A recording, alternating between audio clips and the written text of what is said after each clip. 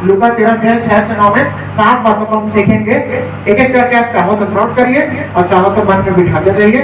पहला बात है, वचन को पढ़ते जाएंगे, उसी से गहराई से एक शब्द निकालते जाएंगे। पढ़िए 6 को क्या लिखा है। फिर उसने यह दृष्टांत भी कहा, किसी की अंगूर की बारी में एक अंजीर का पेड़ लगा। बस इसका मतलब ये है कि दाख की बारी में वहां पर अंजीर का पेड़ लगाया गया है, अपने आप नहीं उगा है। क्या है? लगाया गया है। पहला पॉइंट जो आपको यहाँ याद रखना है 7 में से, आपको परमेश्वर ने कलीसिया में लगाया है। आप एक लगाए हुए वृक्ष हैं। तो पहला पॉइंट जो आपको सीखने को मिला वो ये है कि मैं परमेश्वर द्वारा कलीसिया में लगाया हुआ या रोपा हुआ पेड़ या पौधा हूं, मैं जानवर या जंगली वृक्ष नहीं। आइए दूसरा पॉइंट में देखते हैं। उसी को फिर से पढ़िए, ये बार बार 13 का 6 को फिर से पढ़िए। किसी की अंगूर की बारी में एक अंजीर का पेड़ लगा हुआ था। हाँ बस, कहाँ लगा था? अंगूर की बाड़ी में। और मैंने बताया अंगूर की बाड़ी क्या है। तो आप लोग दूसरा पॉइंट याद रखिए, मुझे कहाँ लगाया गया है? कलीसिया में लगाया गया है। Hallelujah, hallelujah. आप कलीसिया में बने रहिए, आप हमेशा उपजाऊ रहेंगे, हरे भरे रहेंगे, फलवंत रहेंगे। आइए अब तीसरी बात को करते हैं हम लोग, है ना। अब तीसरी बात को देखते हैं। हालेलुया। तीसरा पॉइंट है, हमारा एक मालिक है। और कौन है मालिक? यीशु मसीह। यीशु मसीह ने लगाया है आपको। इसलिए कई लोग कोई घमंड न करे कि मैं इस व्यक्ति को प्रभु में लेके आया हूं, मैं इस व्यक्ति को कलीसिया में लेके आया। घमंड करने वाली बात नहीं है। हम किसी को नहीं ला सकते कलीसिया में, विश्वास पर किसी को नहीं ला सकते। विश्वास पर लाने का काम परमेश्वर पवित्र आत्मा का है। हम लोग सुसमाचार सुना सकते हैं, लेकिन वो विश्वास करेगा कि नहीं, ये उस पे, उसके विवेक पे और पवित्र आत्मा पे निर्भर करता है। हालेलुया। 1 कुरिन्थियों 6:20 को पढ़िए, क्या लिखा है? 1 कुरिन्थियों 6:20, क्योंकि दाम देकर मोल लिए गए हो। बस, हालेलुया। आपको यूं ही नॉर्मल वे में पुकार के कि हे भाई हरीश, हे भाई सुरेश, आजा कलीसिया, ऐसे नहीं बुलाया है। उसने एक दाम दिया है, क्रूस पे अपना लहू बहा के आपके लिए दाम चुकाया है, तब आप लोग कलीसिया आए। परमेश्वर ने अपना लहू को क्रूस पे देकर हम अन्य जातियों को खरीद लिया शैतान से, संसार से। चौथा पॉइंट ये है, वहां पर क्या लिखा है? क्या ढूंढने आया?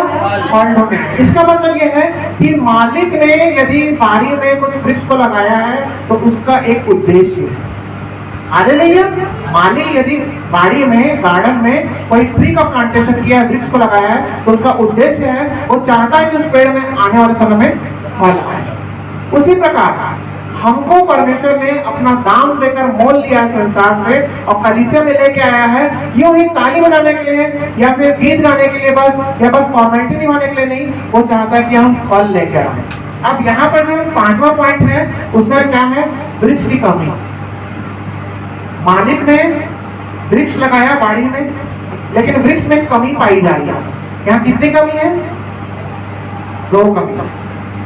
इस वृक्ष की 2 कमी है। पहला कमी, इसमें फल नहीं आ रहा है। दूसरा कमी, ये दूसरा भूमि को भी छेक के रखा हुआ है। हालेलुया। अब इसका आत्मिक अर्थ, हम लोग में से कई विश्वासी ऐसे हो सकते हैं जो खुद तो ग्रो नहीं कर रहे हैं, दूसरों को भी ग्रो नहीं करने दे रहे। वचन में लिखा है परमेश्वर अपने विषय में कभी देर नहीं करता, जैसे कितने लोग समझते हैं, और अपने विषय में धीरज धरता है, क्योंकि वो नहीं चाहता कि कोई नाश हो। हालेलुया। तो 6वां पॉइंट ये है कि परमेश्वर को हमसे आशा है कि हमें फल लाए। और आखिरी पॉइंट जो 7वां पॉइंट है, उसको आखिरी वचन को पढ़ लीजिए तो वहां से बात हो जाएगा। 9वां वचन, यदि आगे को फले तो भला, नहीं तो उसे काट डालना। ये इसको दर्शाता है न्याय का दिन, जजमेंट। याद रखिए, मालिक ने बाड़ी में पेड़ पौधा लगाया, फल की आशा किया, फल नहीं मिला, वापस चले गया, थोड़ा समय दिया, ठीक है, आगे को फलना। अभी मैं वापस जा रहा हूं, लेकिन आगे को फलना। लेकिन कब तक मालिक का सब्र रहेगा बताइए? क्या 10 साल 100 साल तक वो पेड़ को यूं ही रहने देगा हरा भरा? नहीं, एक समय आएगा जब वो अपना धीरज को खो देगा और वो आएगा और पेड़ पे कुल्हाड़ा मारेगा। लिखा है ना वचन में, कुल्हाड़ा पेड़ में लगा हुआ है, काटने को तैयार है कुल्हाड़ा। हालेलुया। परमेश्वर का न्याय निकट है। कभी भी उसका द्वितीय आगमन हो सकता है। फिर भी परमेश्वर आशा रखा है कि आप लोग अब सुधर जाएं, आप लोग अब आज्ञाकारिता में आ जाएं, आप लोग अब जैसा नहीं मानते वैसा मानना चालू करें। लेकिन अगर फिर भी नहीं मानेंगे तो अंत में एक न्याय बचा है। यदि आगे को फले तो भला, यदि आपके जीवन में फल है तब तो आप स्वर्ग जाएंगे, अनंत जीवन को प्राप्त करेंगे। यदि नहीं तो क्या होगा? काट डाला जाएगा, अर्थात आप अनंत आग में डाले जाएंगे।